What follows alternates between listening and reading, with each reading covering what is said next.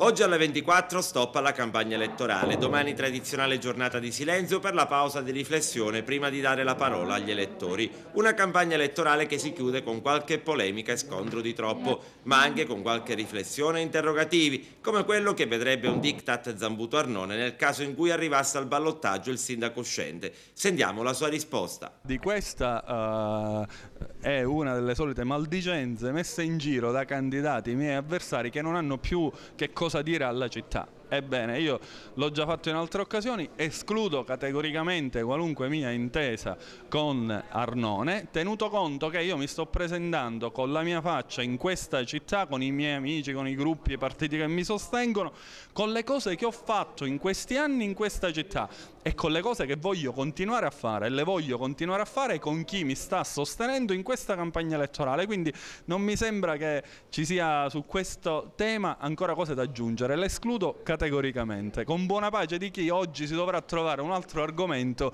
per cercare di farmi delle critiche. Vediamo cosa usciranno fuori.